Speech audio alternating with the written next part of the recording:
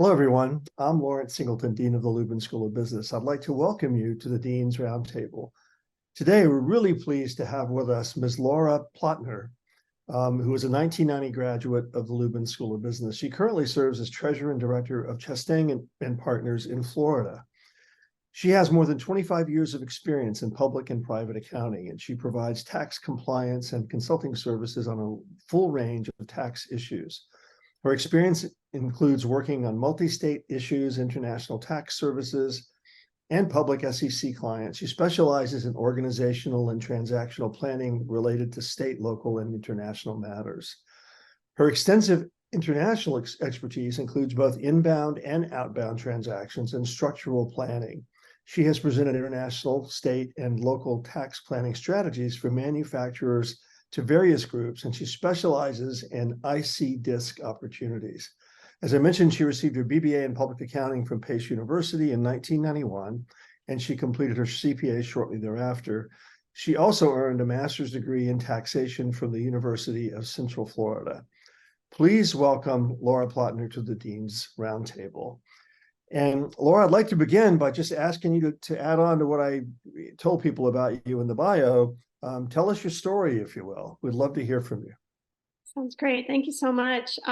Pleasure to meet everyone. Thank you all for joining in today. So I guess, my background currently is, as you mentioned, just a partner. We started our firm back in 2020, actually January of 2020. So the world kind of changed right after that. But we started the firm, and in our firm, as you mentioned, was basically a niche area in international tax. We're located in Florida, and I'm in Tampa. My partners are in Orlando, but we pretty much are a remote firm, so we do have people in different locations, but mainly Florida. Our clients are really all over the world, so it's not one specific area. But yeah, our focus has been over the years mainly middle, I would say upper middle market clients that have some type of international component to them, that need assistance in any way.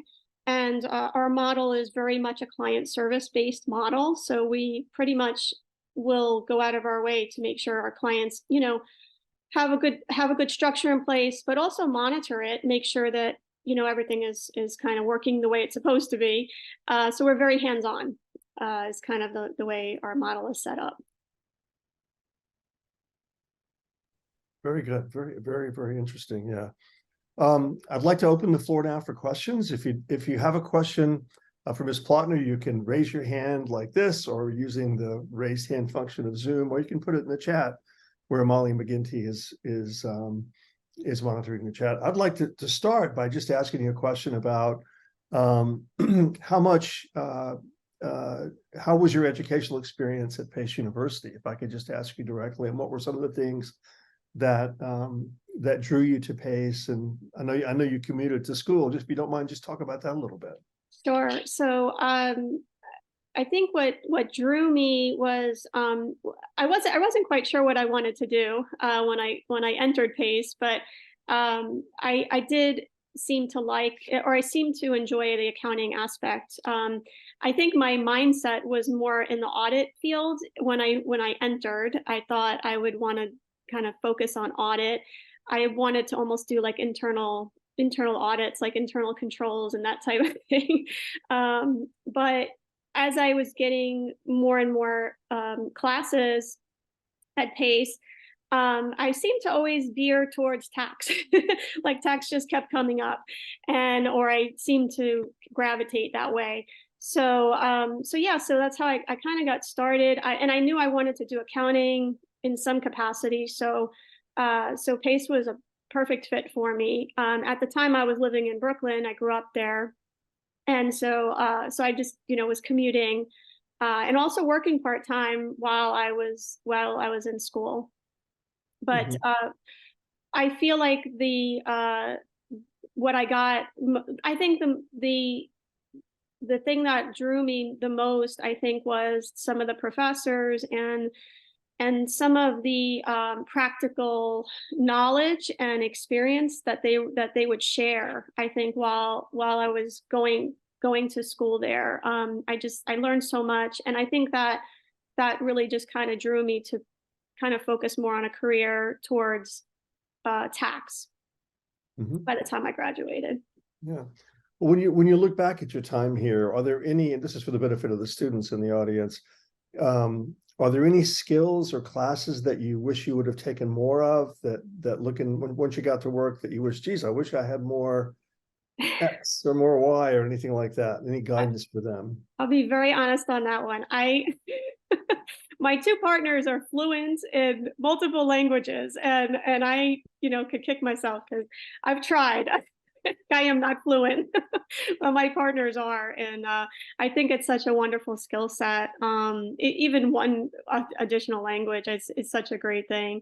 So I wish I had. I've tried, but I haven't succeeded. But I think that would be something I would have probably focused a little bit more on, or maybe spend some time, kind of gearing up for that type of international exposure. So, but Well, I assume Spanish, I guess, would be one of the highest priorities, I guess, but other ones, I guess, given your yeah, worldwide presence, I guess, right? yeah, exactly. I mean, my two partners are both fluent Spanish. My one partner speaks multiple languages, so that's amazing. It really does come in handy. I mean, I would tell you that I can't say that it set me back in any way, but I will say I think it's just like it's a really nice thing when you can speak to someone in their first language. For sure, it helps. So, but Yeah. Well, I'm sure to get to the position where you are as successful as you are, and I'll say there are many successful alumni who come out of Lubin School of Business, and you're certainly one of them. That time management skills, I would think, would be important to you. Could you talk a little bit about how you learned to develop good time management skills, and how, if that is important to you, how do you get through a day? it's extremely important. It's a great question. I think that one of the things that I've learned over the years is I try to uh, kind of run my day. Not that I haven't I am not regimented in any way, but I will say that I do have kind of a pattern of the way I work. So, I try to accomplish a lot of things early in the morning when it's kind of quiet. So, like the heavy things, or if there's technical research, or if there's things we need to kind of tackle or solve, I try to tackle that in the morning, either in the morning or sometimes even late at night, just because it's quiet. I have a hard time sometimes during the day, being able to focus on things like that because you just get pulled so many different directions. And I think that what I've learned is, one thing I've learned with myself is that when you get pulled in and out of things, especially when you're working in complex areas or you're reviewing complex tax returns, if you get distracted and then you have to go back, the time that it takes to get your head back into it, is not worthwhile almost. So that's why I sort of have learned, I know I can't do this during the day, or I can't do this when it's like kind of the heat of tax season, or I know it's going to be a very busy time. So it's a learning process, and I think everybody's different in how you function. Some people are early morning, some people early morning risers, some people late at night, or work better in certain times of the day. I think you do get to learn, what works best for you. I think everyone's different, and that's one of the reasons we work remote, and we work on. We do have like normal timelines, but like during the main part of the day.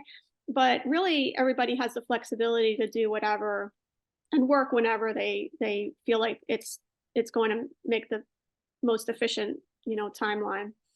Mm-hmm. Mm-hmm. Well, I know you started with a big accounting firm, and for many students who are debating, if they're accounting students, what kind of firm might they want to go with? Big Four versus a mid-size versus a local versus a firm like yours. Could you talk a little bit about your experiences with the differences and how you ended up where you are?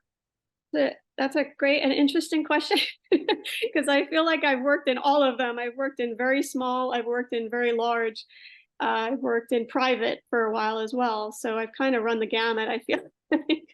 um, I think it really, I always tell, I would always tell interns or people that working with that I think it depends really what you're looking for, right? What I love about mid-sized firms is that you get to see a little bit of everything.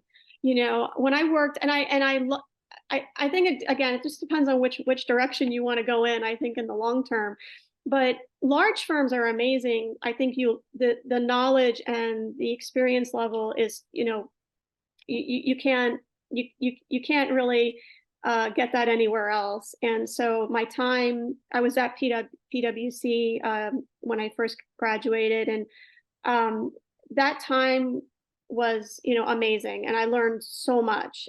So I always recommend, if you're not sure and you have an opportunity to go to a large firm, absolutely. I mean, I think not only for your resume for future moves, but even just the experience level that you get is incredible. But I really would say that if you're looking to become a partner, or you're wanting to be more on the consulting side, it really does help to work in a more heavy mid-size firm. Large firms, like, so when I worked at PwC, I only did C corporations. So it was amazing. I learned so much and it was a great experience. But when I came down to Florida, there weren't that many C corporations or consolidations, back then. It was all S corps and partnerships, and and I hadn't even seen an S corp. I couldn't even do my own tax return at that point, even though I was working, for them, and I was there for a few years. I couldn't even do my own 1040. So, I think that's the difference. Like, it depends on really what you're looking to do in the long term. But I would say mid-sized firms are wonderful in the sense that you do usually get to see everything. And when you're looking at mid-sized firms, I always recommend people to really ask a lot of questions about the types of clients that they have, because what you don't want is to kind of get into like a very specific sort of, this is all they do. Because then you won't get that wide breadth of experience. And really, like, to me, the value of what we do is that we can pretty much handle whatever's kind of coming our way. I mean, there's always something new out there, but we, pretty much we can deal with partnerships. We can deal with high net worth individuals, consolidated C corps, multi-states, international. I mean, we can pretty much do all of that, which I believe comes from having that experience from, I would say, from the heavy middle market. Mm-hmm. That makes sense. Yeah. Let me remind the audience that I'm not the only one who can ask questions. So Yeah. please take advantage of this opportunity to ask, a very successful alumna of Pace University questions. Take advantage of this opportunity. And I just want to remind everyone that you can send your questions to me in the chat and I can read them if you're unable to unmute. I do have a question in the meantime, especially since you're working on such a global scale. How do you stay updated and informed on current events and best practices in the industry? Do you have any recommendations for how students can start getting up to date on stuff for when they enter the workforce? That's a great question. So what we do, we have CCH, Answer Connect, I believe is the name of it now. They keep changing the names on me, but it's our research platform, and so we do get updates for any tax changes or different things that are going on. I would say from a global perspective, it's really important for us to know what's going on in the world. So we definitely try to stay up to date on what's happening. Just just checking the news, making sure some Wall Street Journal, or just everybody's got their different favorites of which news where you get your news from. The other thing that we do that I am a huge fan of, for international anyway, is we have a conference down in Florida that is specifically for international tax, that is phenomenal. I mean, every year they have updates for everything that's happened throughout the year. And they basically will cover any like new topics that are coming out. So like when tax reform happened in 2018, there was a lot of information about what do we need to do? What should we do different? And it's a lot of, it's actually a joint conference with the FICPA and also the Florida Bar. And so it's wonderful because all the international tax attorneys and the tax CPAs and some of the clients actually go to this event. It's a popular event, not just because it's in Miami in January, but but it's very, very technical and really, really well run. That's probably my top two, I would say, or areas that, yeah. And I think you had a question. I think you had your hand up a minute ago too. I don't want to forget you. Can I ask a question? Yes, please. I'm an accounting student currently studying accounting data analytics program. And I want to ask, as a tax practitioner, do you need to work on like data analytics skills or any technology tools as well? That's a great question. So it's definitely getting technology is definitely getting more and more involved in what we do on a day-to-day basis. There's no question. Some of our younger folks, I think, are much more skilled and are doing great work to get us up to speed on what's going on. Every day it seems like it's changing, and there's different ways to do things. We are all about one thing with our firm is we are all about efficiency. So if there's a faster or a better way out there to do something, we're gonna do it, or we're gonna give it a try at a minimum. So yeah, so we try to stay up to speed on everything that's happening from a technology perspective. But it's funny, when I started at PwC, I had a manager that actually said to me, and this was back in the early 90s when the technology wasn't anywhere near it was, but he said to me, if you can think it, it probably can be done. And I'll never forget that, because I think that's really where the world is right now. I think if you can pretty much think like, hey, this can probably be done faster or better, then there's probably some technology or some way to do it that way. You just have to kind of find it and make sure it's the right fit for you. So, and I found that to be very, very much the case. Especially now, I think technology is just unbelievable. So, it's interesting because there's a lot of talk about technology sort of taking over the industry in a sense, like as far as, automating so many of the tax returns and that type of thing. Even with that, though, we feel like by the time it gets to a place where it's for the international tax, there's so much involved as far as how to get to the right answer, how to use do you use a treaty? Do you not use a treaty? I mean, there's so many decision trees, and not to say the technology is not going to get there one day, for sure it will, but I think it's going to take a while, is my sense. Thank you. What is your typical day like? I mean, if you're dealing with international clients, I'm sure time zones are different and all that stuff. What time do you start? What time do you stop? Great question. So I would say most of our clients, or I have a lot of clients in Europe. I would say the UK, Germany, I think are probably our most common, other than South America. So typically I do get started early. We usually have a lot of questions or things going on early in the morning. A lot of meetings that we do. Last night I had one with New Zealand. So, it just depends. Every week is a little bit different, but yeah, we try to make ourselves pretty flexible for clients because of our situation, depending on where they're located. But yeah, so every day is a little different. I don't know if that answers your question, but No, I'm sure. Yeah. As a bit of a follow-up to that, since there's a little level of flexibility required when working with global partners and clients, how do you maintain a work-life balance that like allows you to have the most energy and focus when you are working during those hours?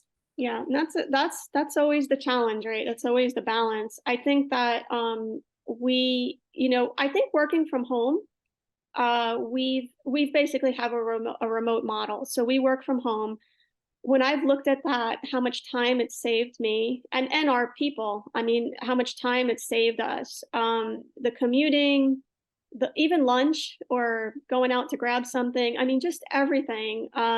Even our meetings are kind of to the point. We move on. We only meet once a week, really.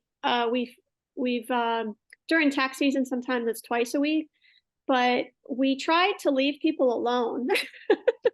Is kind of our model, because we feel like that time we would rather people spend the time on client service than on anything else. So, another example that we do things a little different is our billing model. I think in a typical firm, and at least this has been my experience in going through firms, when you become a manager, you start billing. Well, usually there's hourly rates. We don't do any timesheets. We do flat billing rates.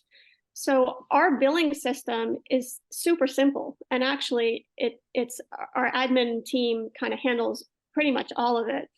So that has saved us a ton of time, because I could tell you, being a manager and a managing director in other firms, you spend a ton of time billing, going through timesheets, billing, collecting. Like, the whole process is very, very time consuming. And so that has been a huge time saver for us as well. So we feel like the time that we've spent, the time that we've saved by doing the remote thing and by doing the flat billing, we feel like that has really allowed us to do more client service work and given us better work-life balance. Because if I'm home, it's so much easier. I don't have to, if I have somebody come into the house to, repair something or whatever, I don't have to leave in the middle of the day when it's, the traffic is ridiculous and that type of thing.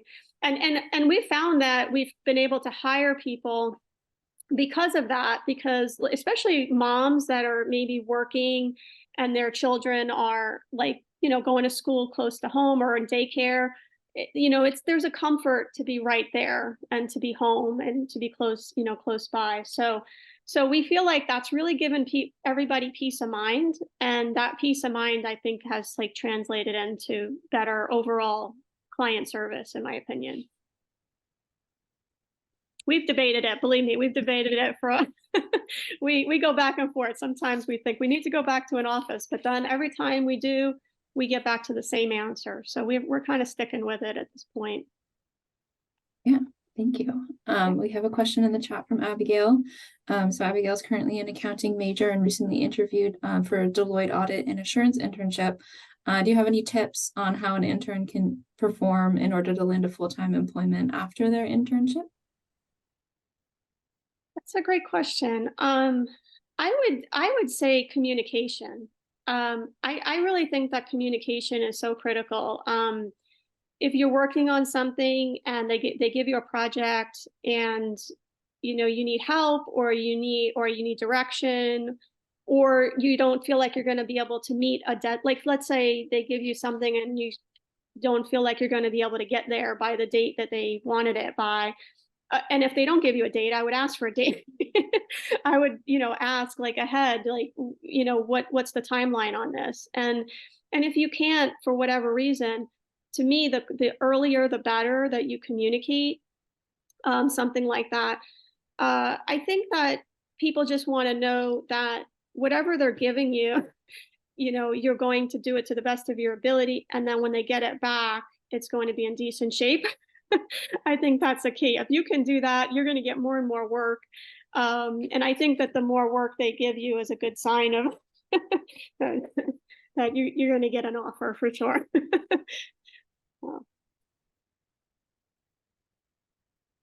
You said that your firm is completely remote. I've heard from some of the people, more traditional firms in New York, about how challenging COVID was in terms of onboarding people and getting them, that water cooler experience, that when you're just starting out. How do you guys deal with that? It's got to be a challenge to kind of get people, inducted into your culture, where they understand how you guys work.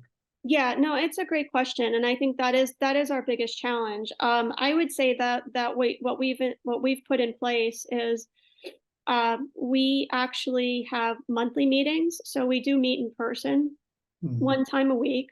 Sometimes we're just meeting just to have a good time and just kind of get to know each other better. So we went bowling last month, I mean, sometimes they're actual meetings, like where we sit down and, are talking about the process or about brainstorming about different things. Our next meeting is going to be an actual CPE sort of transfer pricing discussion. So, so every month we do something different, but we do something live. I think you hit it on the head. I think that the hardest thing has been the new hires, especially people that have no experience, like zero. I think people that have had experience have been fine in kind of rolling into the culture. But I think that the people that are brand new to it, we definitely have had to spend more time one-on-one training. And when I say one-on-one, they're doing it remote, but they're pretty much spending like all day with their mentor or their coach, if you want to call it that. So we definitely have noticed that, and we're trying to figure out ways to improve that training. That I feel like that training process needs to change. And one of the things we're trying to do for next year is give people sample returns, give them returns that have gone out in the past, maybe, and give them sample returns to actually prepare. Somebody reviews it and lets them know right away, and lets them know exactly where their mistakes are, or where they could have looked further, that type of thing. So it's a bit of a work in progress. We have a young lady who is an amazing trainer that she actually used to train for GE, and she's just incredible. And she's got a bunch of ideas so for training. So we're really looking forward to kind of developing that even more. But that is an area that we're still sort of working through. But we're better than we were in 2020, but we're not quite where we want to be.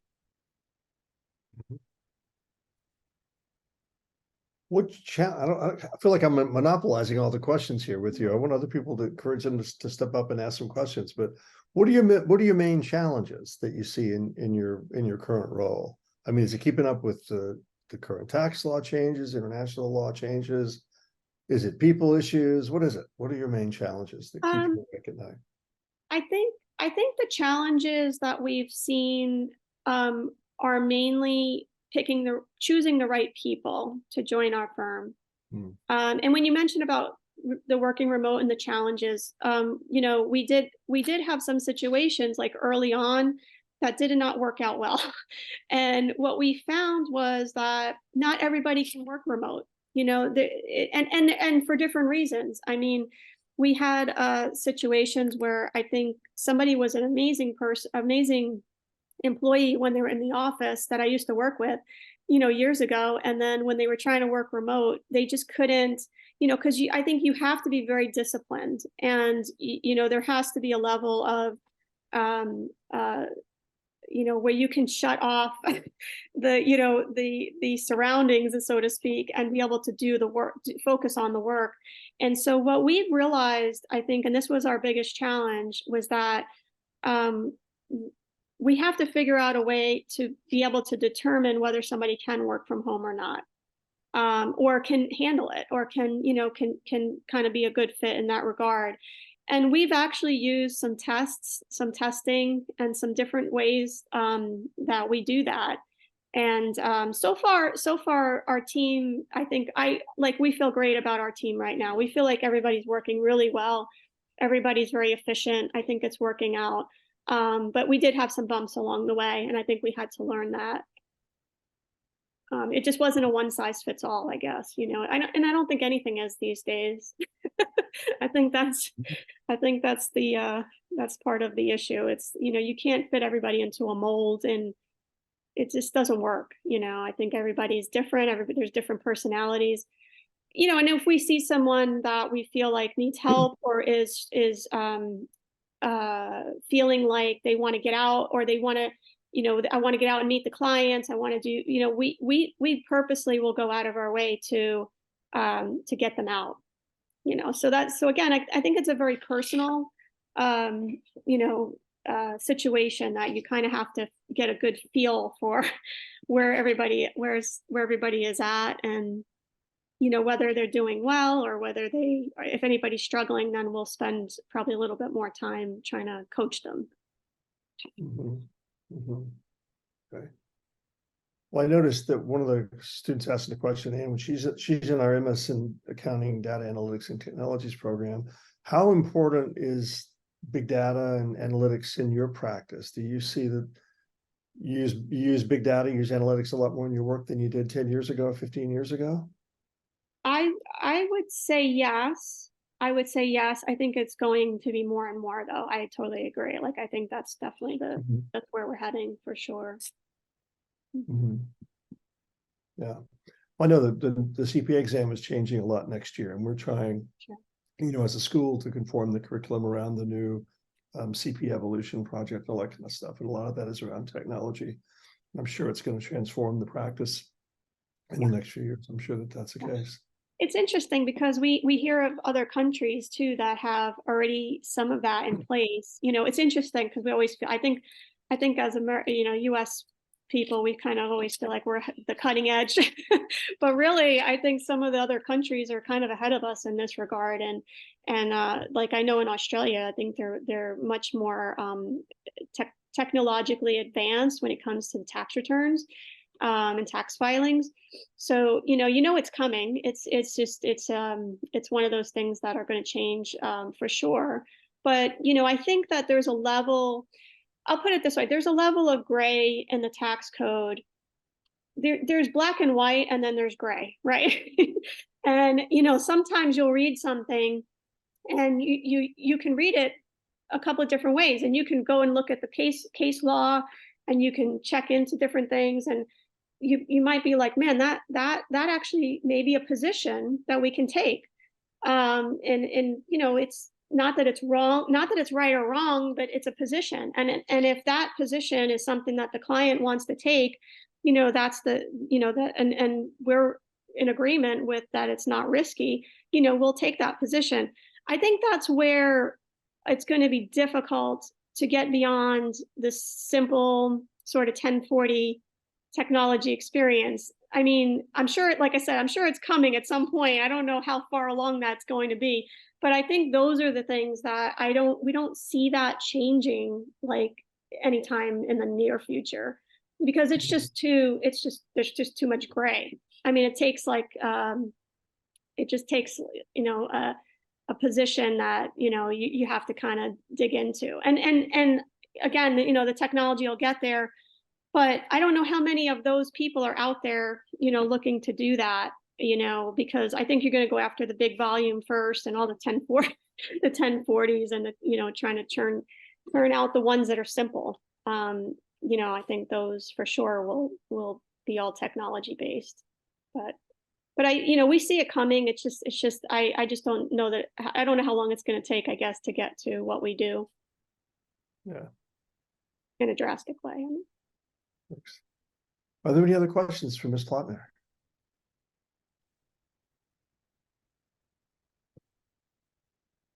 Yes. Hello. May I ask that how do you choose the international tax specialism? Like, there's a lot of focus in taxation, such as tax compliance or other corporation taxes. Like, how do you choose that you want to work with the international treaty? Thank you. Yeah. So you mean from a client person, like how do we choose our clients, you're saying? Or I'm sorry, make sure I understood the question. Or Um, or you're like saying you're potential clients. specializing in the international taxations and you work for like international companies. And how did you go choose to work in that field? Because How did I choose to work in that field? Yeah, so I started at PwC, I would say, like I said, in the early 90s. And they actually put me in the Japanese group when I first, like my first day. And I was a little like overwhelmed. I was like, I don't know what's going on here. But it was wonderful. I mean, I absolutely loved it. It was just something that it just added. I liked the tax side of it, but I really felt like that was just such a big change for me because I got to see a different culture. I got to meet people that were they were amazing. I mean, the whole group was wonderful, and going out to lunch with them and just getting to know them and the clients. It was just incredible. So I think that's what drew me in the beginning. I have to say though, in hindsight, like looking back, I'm like, it's amazing the people that I've got to meet over all around the world. It's just phenomenal. Running different businesses, just different personalities. It's been an awesome career, I have to say. I really, really love the international aspect of what we do. And it's interesting because a lot of CPA firms, like especially I would say small and mid-size, don't even want to touch it because it's different. It's different, and it does take a lot of work. Sometimes when you have to try to explain our state tax system to somebody in another country, it's like, good luck. It's like, oh, we got this. This is our rules for sales tax, and every state has different rules, and every income tax, and it's overwhelming. But yeah, so I love the cultural side of it, I think. And it's been that was probably the biggest draw for me, when I first started. And I look in hindsight, I think that's been my favorite thing about what we do. Question. Sure. Since you do so much international, I know the company is based as a remote company. Do you actually do any travel to these countries, or it's Yeah, that's a great question. So when we first started the firm in 2020, January 2020, it was a little different Yeah. world, right? Yeah. Our plan, we had an office in London, and we had, our plan was to really sort of have like remote offices all around. We kind of shifted. Right now, one of my partners still travels a lot, so he's pretty much the one that goes out. I mean, I will travel, like, but I don't really have to travel, but I can travel. So some of our bigger clients, we have a large client in Cork, Ireland. We'll go out and see them. So I think it just depends on the need and depends on the type of client. I think too, the age of the clients too is playing a factor of so I think older, like and I don't want to stereotype, but it does seem like older generations, like, want to meet in person, want that travel, want us to go travel and do those things. And some of our like younger, ones are kind of like, we're good, just let's do a Teams call or a Zoom call or something. So, so it just depends on what the client really needs and what they, kind of what their personalities are. Yeah, I'm wondering if as you're picking up clients now since the pandemic, if they're more remote. And I mean, to me, it might be an incentive for when you're trying to staff people, getting people that, enjoy the travel and want that within their business. Absolutely. So we have some folks that work with us that we will, I know they want to, and we will, I did a secondment back when I was I worked at a mid-sized firm for a while. I did a secondment in London, it was probably one of the best experiences ever. I mean, it was just a win-win, in my opinion, all the way around for the firm, for me. I mean, it was just incredible. So I'm a big fan of that, and my two partners are, and I think that that's really what our intention was. I mean, if one of our conversations that we have when we talk about how to grow this firm, is we said, what I would love, and I think this is all three of us, is we would love to have people stationed in, like, so somebody go to Germany into one of our German firm affiliations, have them go stay with them for a month or two, send somebody to South America, send somebody to London, and I think that doing that is huge. It's huge. I think it's such a big benefit and I think from, like you said, from a recruiting perspective, from the staff, they would love it. It's very enriching. So yeah, so that is our goal.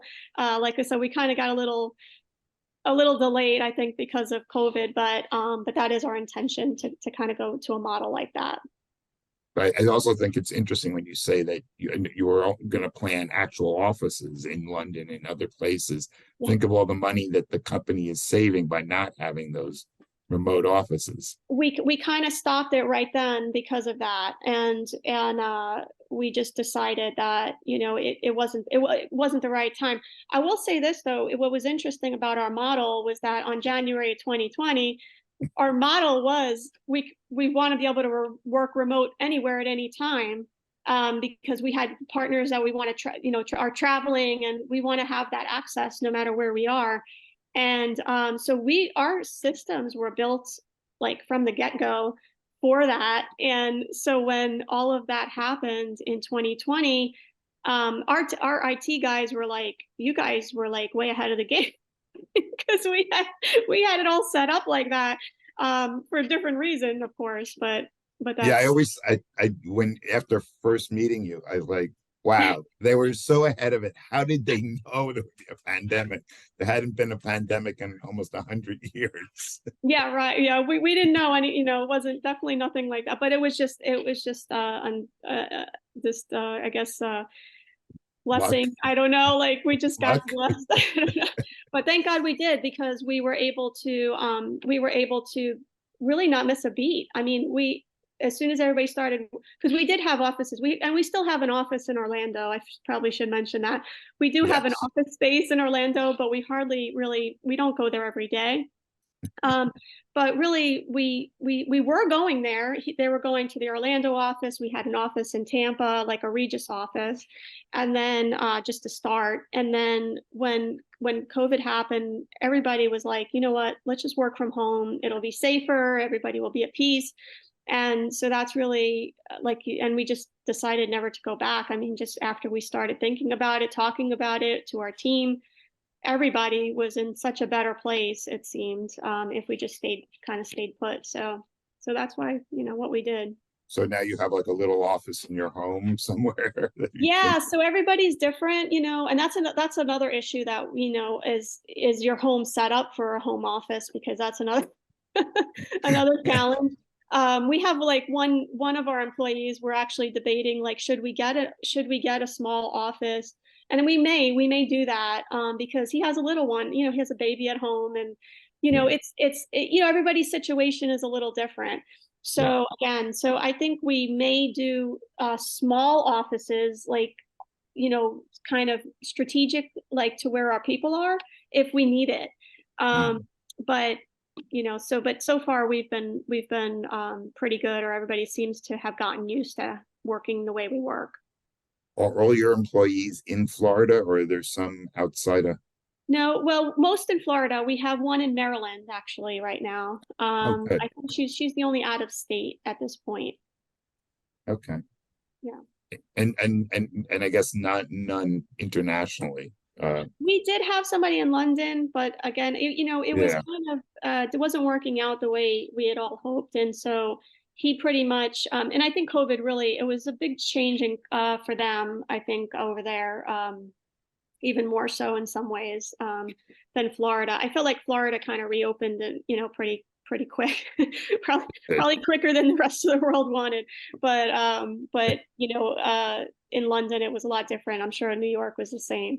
So anyway, it didn't quite work out. So we just decided to just shut down the office. But we still of course will do the clients. We still have the same clients. So it's just not having that physical presence. So it's and you're growing the client base internationally, at least correct. right now. Right, exactly. Sounds like it's just amazing. Yeah, it's been interesting. It's definitely been uncharted territory. I feel like we're sort of we're sort of moving like as we go. We're learning more and more, and we're trying to get better at what we do. I think that the lesson that I've learned, if not anything, over the last since post-COVID or during COVID and post-COVID, is that everybody is different. There were some people that just didn't want to meet in person. Some people that wanted to meet in person were going crazy. I need to get out. I need to see people.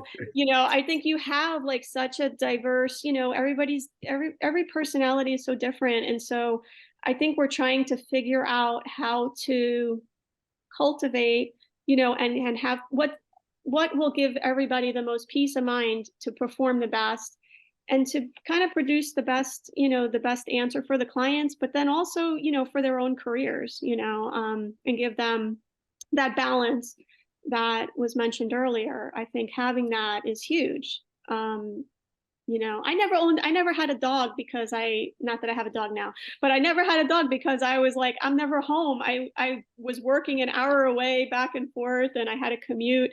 And so, we were always like, oh, we can't get a dog. It wouldn't be fair to the poor thing, but, Yeah. Things like that you make decisions, based on where you're working. And sometimes, having that, it gives you a lot more flexibility on what you can do. And, what's going to enrich your life, that's different for everybody. Right? It seems to me that your company wasn't modeled after anything. Yeah. Do you see anything where somebody's trying to model a similar company, a similar accounting firm after yours? It's really funny is that we kind of pride ourselves in that we're completely opposite of a lot of firms, and because to be honest, I tried for years. We talked a little bit earlier about like it's hard to change larger firms and even large mid-sized firms. So Right. that's another component of when you make a decision. If you're looking to change something, it's challenging. And so, we would have these debates in my other firms, but it would never go anywhere because I wanted to get rid of timesheets. I just can't take timesheets. But because I don't think that it really proves productivity, in my opinion, or efficiency. So I'm just not a fan of it. And for years I was trying to get them to not do that. It was not easy to make a change. And and there are firms out there. There are other firms like us, and we're aware there are some people out there doing. I wouldn't say exactly what we're doing, like with the international, but they're doing like no timesheets. They're doing different things. I think it is kind of getting a little bit more common, but I don't think the larger or the large mid firms are going in that direction right now that we're aware of. Seen a lot of companies that do like unlimited paid time off. It's just I've seen that coming up, and that's new to me, and I'm like, what? Okay, so that's another one. So we tried that in the beginning. We thought we're going to go unlimited PTO. What was really interesting about it was that the high performers didn't like it. Yeah, I know it sounds absolutely crazy, but they didn't like it because they felt like, hey, I want to know how many days I could have, or I don't want to feel like I'm going in extreme, and I don't want to feel like I'm not providing the work that I'm supposed to be. Anyway, it's very interesting. Again, it was a very interesting dynamic. So what we did was we modified it, and now what we do is we give a flat PTO, but what Mhm. we're doing is we're also incorporating like sick time and all of that into it. So and we give a lot of time off, like for example, when we get through a deadline, if we feel like we did a great job and everybody did a fantastic job, we may give everybody the week off, like a whole week. Oh, wow. It just depends. Like we don't do it every week, every day, or every year, but we've done that before. We did around Christmas time. We gave everybody like the whole time, in between Christmas and New Year's and that type of thing. That's Um, nice. Yeah. but we don't like set it in stone. It's more like if we're producing and we're doing great, then we'll do that. So it's kind of like an incentive really to, like produce, right, and get stuff done. So Exciting. we're learning as we go. it's it's very interesting. It's very interesting to try different, but I think that's what I'm loving about what we're doing is that I love that we get to try. It's kind of exciting to be able, first time in my career really, that we get to try different things. Let's see if this works. Let's see if that works. And sometimes it doesn't work. We just have to kind of pivot and and figure out what we should, which other direction we should go in. Yeah. It's good. Yeah. Someday it's going to be a huge firm. I You'll be hope. the mid-size. The other thing we did that was a huge success was we hired a person to help collect information, because that was another thing. We were spending so much time trying to get information from clients for tax returns and things like Oh, that. yeah. So we have like a person who we just hired just to do that, and she's been great. And that's been kind of a nice feature. A lot of our seniors and managers love it because they work in other firms. It's really on them to do it, and you're really not learning anything. You're not you're not growing your career. When you got to chase down information. So Yeah, I guess it's more of a challenge also when you're doing it remotely, because I remember I had friends who were Yeah. accountants doing audits, and they were literally spending a week in their offices trying to collect data and information before they do the returns. Exactly. Yeah. True. It definitely is a little challenging remote, but we're getting better. We're trying to figure out better ways to do that as well. But like we're a work in progress. I think what our motto is that we're almost trying to do things so different outside of the norm. Just to, and like I said, we'll try it, and then if it doesn't work, we'll do something else. So How long do you give it before you give it up? that's a great question. I think when it gets to the point where either we know it's not working, or there's a major issue, or sometimes we let it go through the end of the season, and then so April 15th or maybe October 16th that just passed, we may just leave it alone, and then we'll wait till after the season, and then we usually regroup as a team and Right. talk about what worked, what didn't work, and we'll talk to the team about it. Because one of the things I didn't like when I was at other firms was that they would make changes like in the middle of the season, and that can be stressful.